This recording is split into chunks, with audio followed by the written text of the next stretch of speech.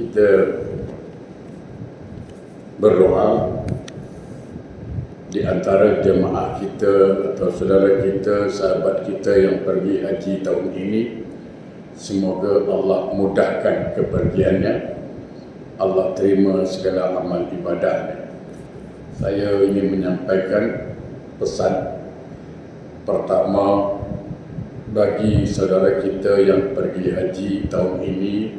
Pertama sekali bersyukur, yang paling penting bersyukur pada Allah kerana dipanggil jadi tamu Allah. Tak semua orang boleh jadi tamu Allah. Bayangkan saja, selalu saya buat contoh, seorang MP, orang besar kat Singapura, dia akan undang orang datang ke rumahnya. Itu dia tengok orangnya siapa. Orang ni dekat tak dengan aku, baik tak dengan aku, dia suka lawan aku ke tidak. Kalau orang ni baik, suka ikut cakap dia akan undang. Tapi kalau orang tu tak baik, dia tak undang. Itu orang besar. Apalagi Allah Maha Besar. Allah Maha Besar akan undang datang orang ini ke rumahnya, termasuk masjid di rumah Allah. Tak semua orang dia undang. Orang yang dekat dengan Allah, yang kenal dengan Allah, yang baik dengan Allah, dia akan undang. Tapi kalau kaki judi, kaki mabuk, kaki perempuan, dia tak akan undang. Tak pernah datang masjid, walaupun rumah sebelah masjid. Kenapa? Kerana dia tak baik dengan Allah. Makanya pemabuk tak pergi haji, pemain judi tak pergi haji. Allah tak panggil. Yang Allah panggil tu orang yang baik. Nah, ketika Allah panggil kita sebagai tetamu Allah melalui haji, syukurlah, bersyukur. Ini panggilan Allah. Ketika kita bersyukur, apa kata Allah dalam Al-Quran surah Ibrahim ayat 7, A'udzubillahi minasyaitonirrajim, la in syakartum la azidannakum wa la in kafartum inna azabi lasadid. Barang siapa pandai bersyukur atas nikmat yang aku berikan, nanti aku tambah nikmat itu. Ingat, dapat melaksanakan pergi haji itu satu nikmat Allah. Syukur itu yang pertama. Yang kedua, luruskan niat. Luruskan niat kita pergi haji. Jangan sampai masuk riak, ujub dalam hati ini. Ingat, syaitan punya misi, kau pergilah haji, yang penting haji kau Allah tak terima. Kenapa? Dimasukkan riak. Inna yasir min riak syirik.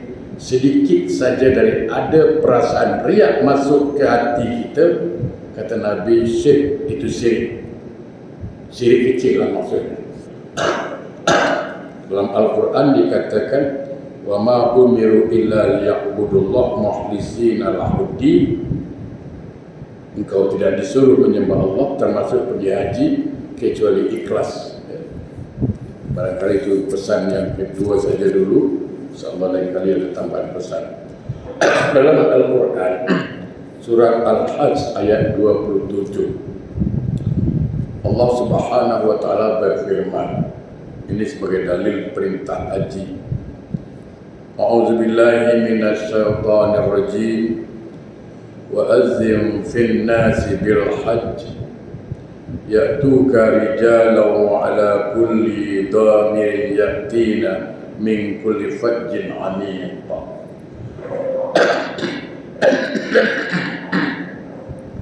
Dan serulah manusia untuk mengadakan haji, niscaya mereka akan datang kepadamu dengan berjalan kaki, atau mereka datang mengendarai unta yang kurus. Mereka akan datang dari segenap penjuru yang jauh. Saya sedikit menambahkan jamaah. Ini selalu saya sampaikan. Perbedaan wajib haji dengan wajib zakat.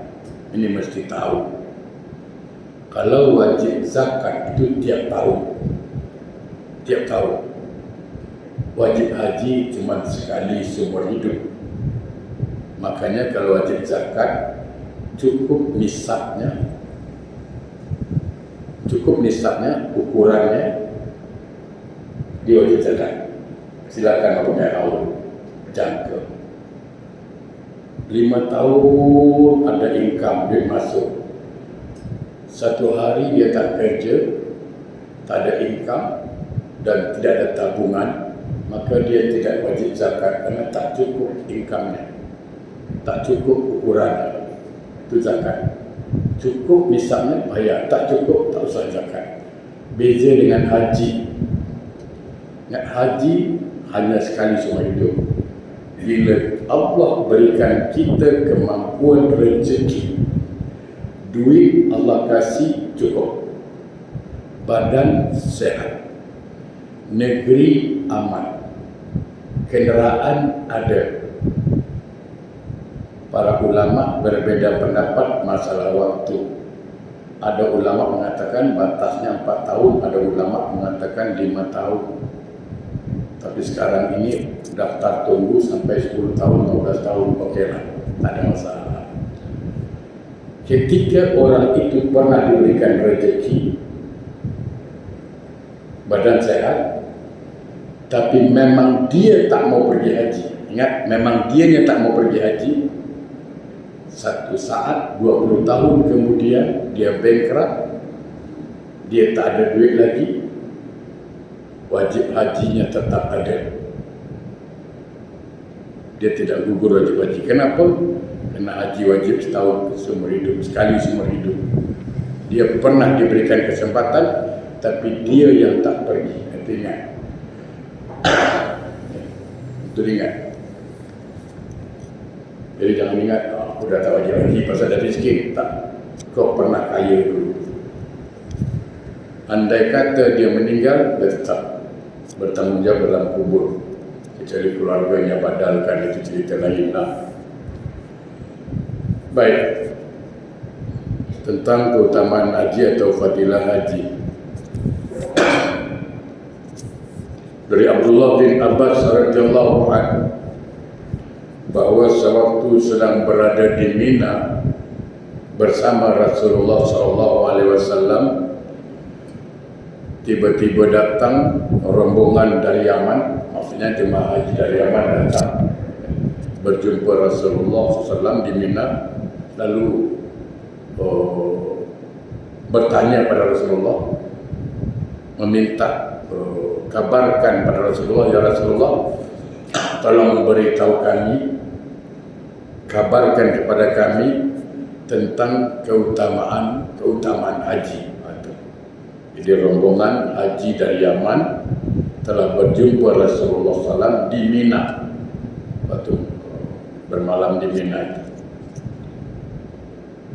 Ya Rasulullah, tolong kabarkan kepada kami tentang keutamaan haji. Rasul mengatakan, baiklah. Hadisnya panjang.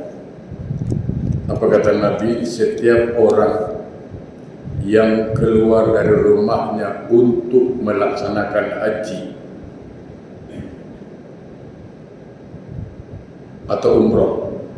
Jadi setiap orang yang keluar dari rumah, contohnya dari Singapura nak pergi haji atau nak pergi umrah, setiap dia keluar dari rumah, pergi airport, pergi mana-mana, naik pesawat, setiap langkahan kakinya melangkah, maka Allah ampunkan dosa-dosanya sebagaimana gugurnya daun-daun yang kering dari pohonnya.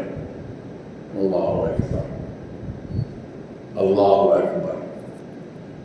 Ketika orang pergi haji atau umrah, semua dosanya itu setiap dia melangkahkan kaki, gugur dosanya.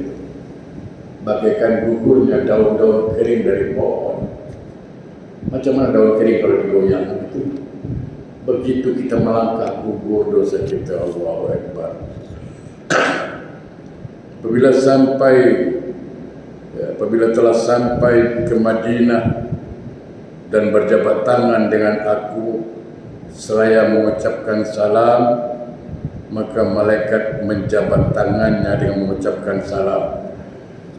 Jamaah yang berbahagia, kalau ada orang pergi haji atau umrah tapi tidak ziarah makam Rasulullah SAW, memanglah tidak membatalkan hajinya, tidak membatalkan umrah, tapi ini betul, minta maaf, bighairi adab.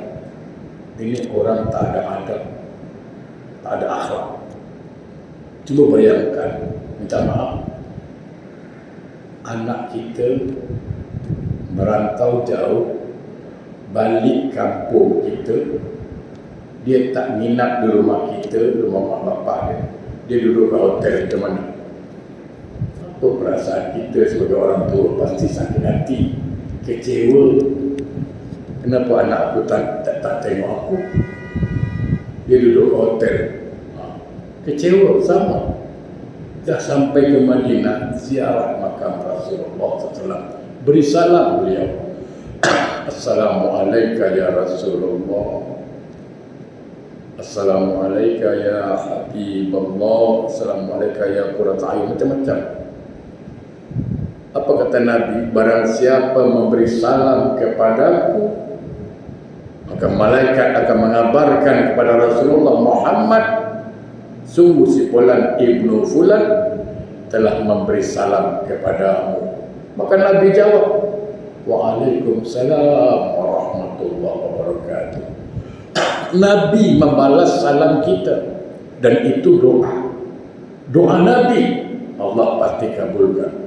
Ketika kita mengatakan Assalamualaikum ya Rasulullah, langsung malaikat sampaikan, Muhammad si Fulan ibnu Fulan, orang Singapura, dia beri salam pada engkau. Waalaikumsalam warahmatullahi wabarakatuh. Apa kata Nabi? Semoga Allah selamatkan dia, semoga Allah rahmati dia, dan Allah berkahi dia. Nabi yang doakan kita, bayangkan. Nabi yang doakan kita. Maka sering-seringlah beri salam. Dalam satu hadis pernah saya sampaikan di sini, Nabi mengajarkan kita untuk masuk ke masjid. Kalau tak salah saya, hadis riwayat Muslim. Kalau kita, barang siapa masuk masjid, itu sunnah Nabinya, jangan langsung masuk saja, sampai pintu itu beri salam pada Nabi, Assalamualaikum ya Rasulullah, Assalamualaikum ya Rasulullah, baru masuk sambil berdoa, Allahumma ftahli abwaaba rahmatik. Itu doanya, Allahumma ftahli abwaaba rahmatik. Jadi siapa yang sampai ke Madinah adalah menziarah makam Rasulullah, ketika dia memberi salam pada Rasulullah, malaikat menjabat tangannya. Kita tak terasa lah, dan malaikat jawab. Apabila ia telah sampai di Zulhulaifah, iaitu orang sebut Bir Ali, orang lebih kenal dengan sebutan Bir Ali, nama aslinya Zulhulaifah, dan mandi, disunahkan mandinya di situ. Tapi kebanyakan kita mandi di hotel lah selalunya, tapi tidak salah. Tapi kalau disunahkannya ya di Bir Ali itu. Ketika kita mandi, maka Allah mensucikan diri kita dari dosa-dosa. Allahu Akbar. Apabila ia telah memakai 2 lembar kain baru atau kain ihram, maka Allah memperbarui kebaikan-kebaikan. Artinya apa? Karena dosa-dosanya Allah telah ampunkan, maka ketika dia pakai kain ihram, maka ketika itu semua kebaikan-kebaikan dicatat bagi dirinya.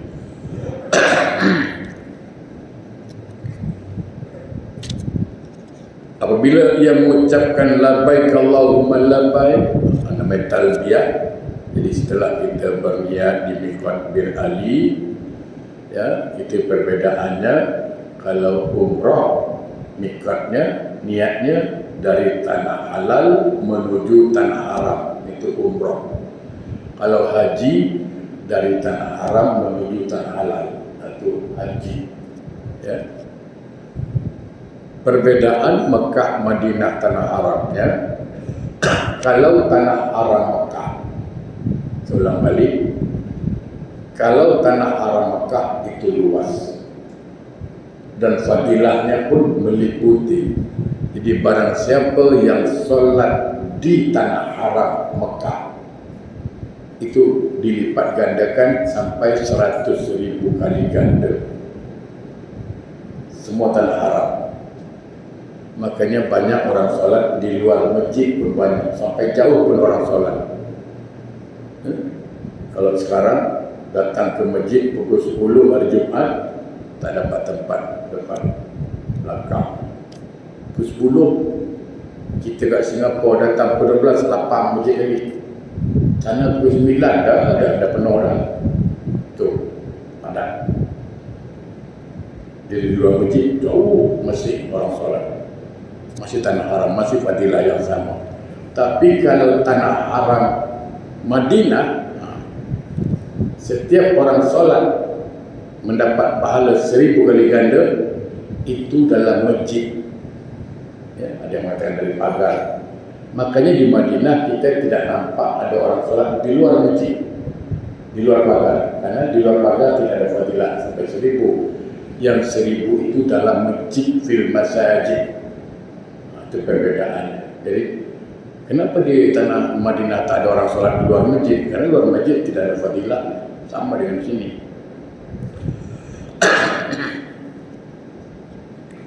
Apabila orang itu mengatakan labbaik Allahumma labbaik, labbaik la syarika laka labbaik, innal hamda wan ni'mata laka wal mulk la syarika lak, maka Allah jawab, aku sambut kedatanganmu, aku terima kedatanganmu dan berbahagialah kamu. Dan aku mendengar kata-katamu dan aku melihat kamu. Kalau Allah dah lihat, tentu penglihatan Allah dengan penglihatan kasih sayang, rahmat. Apabila mereka mengerjakan tawaf dan sa'i antara Safa dan Marwah, maka Allah menuangkan kebaikan-kebaikan baginya. Jadi ketika kita tawaf, ingat saya selalu pesan pada jamaah, siapapun yang pergi haji, di waktu tawaf, selepas tawaf biasanya ada orang buat tawaran, mengajak cium Hajarul Aswad, jangan mau nanti lepas kita cium, dia minta duit, bukan minta sikit. Dia tahu orang Singapura kan, dia minta lah $200 seorang. Ada bergaduh lah di situ dah. Jangan sesekali.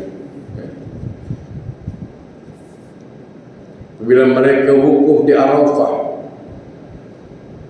dan suara-suara untuk memanjatkan kepentingan berumur, artinya suara-suara doa, maka Allah membanggakan mereka kepada malaikat 7 langit. Lalu Allah berfirman, wahai malaikatku dan penghuni langitku, tidaklah kamu lihat hamba-hambaku yang datang dari setiap penjuru yang jauh dalam keadaan kusut dan berdebu. Mereka telah membelanjakan harta benda dan meletihkan badan. Maka demi kemuliaan dan keagungan dan kemurahanku, aku akan mengganti kesalahan mereka dan aku akan bersihkan mereka dari dosa seperti dilahirkan mereka daripada perut ibu mereka. Kayauma waladat ummuhu, bagaikan bayi yang baru lahir. Bila mereka melempar jamrah, mencukur rambut dan berziarah ke Baitullah, yaitu tawaf ifadah, maka ada seruan dari Ars, kembalilah kamu, dosa-dosamu telah diampuni dan mulailah beramal. Itu yang Nabi kata, al-hajj mabrur laisa jaza ilal jannah. Haji yang mabrur itu balasannya tidak lain adalah surga. Semoga kita diberi peluang yang belum pergi haji, semoga Allah mudahkan rezekinya, dimudahkan urusannya, dapat memijak 2 tanah haram Ya. Baik yang benar datang dari Allah, yang salah dari saya. Mudah-mudahan apa yang disampaikan bermanfaat hendaknya.